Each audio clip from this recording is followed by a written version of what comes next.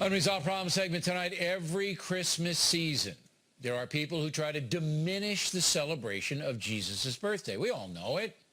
But we do have a whole bunch of war on Christmas deniers who say that I and others are making the whole thing up. Well, here's the first evidence this year. A billboard put up by an atheist group telling children to skip church on Christmas Day. Nice, right? Billboards are run in a number of states. A lot of atheists feel alienated at this time of year, and we want them to know that they're not alone. Joining us now from Boston, psychotherapist Karen Ruskin, who is agnostic. I cannot understand for the life of me why anyone would bother trying to diminish the federal holiday of Christmas, Doctor. Why do they do it? Here's why. When you feel like you are in the minority, you experience the desire to try and push, to sell your product, if you will, to sell your belief in a loud way to others in order to make yourself feel better, to validate your view, to make sure others hear you. I don't, but it's so counterproductive if you look at it. Indeed. just from an objective point of view. Putting up a sign like this just makes people angry with you, all right, because they feel they're being insulted, and they are. It's an insulting sign, is it not? It's horrifically insulting. It's really disrespectful, but not unlike the bully who tries to push other people down in order to make themselves feel better. That's what's happening here.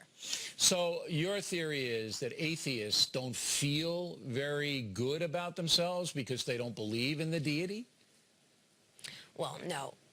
Not all atheists are as nasty as what's happening here. Some atheists have a true belief that there is no God, and they feel very comfortable with that. But there are others who have a very uncomfortable belief about it. They feel the need to push others down, and that's the group that you're seeing here. A group of people all coming together in a gang-like format in order to push other people down. But not all atheists are like that. Now, why would that bullying group, and I don't think there are that many of them, but there are some prominent media people in that crew, why would they say, you know what, this isn't classy, it's not a nice thing to do. Our Christmas traditions, children love them, families get together, gifts are exchanged, it's a season of generosity and goodwill toward men. It almost seems sadistic that you would try to hammer down something like that.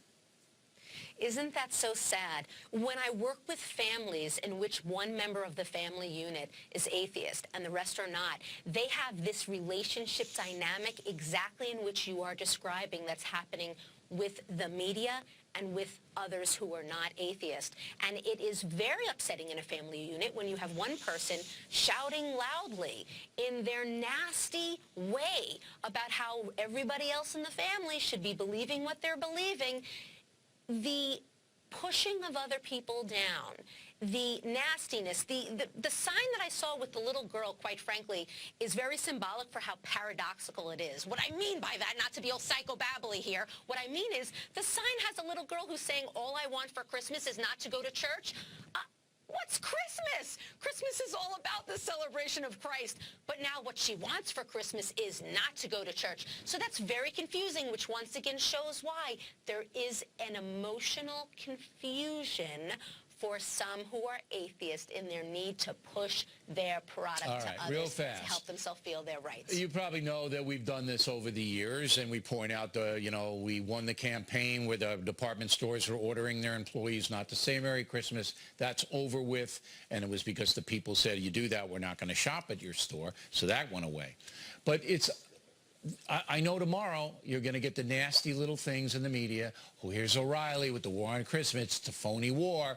You know, if somebody denies global warming, they're all over them. But it's right before your eyes. There's the sign. What generates that denial?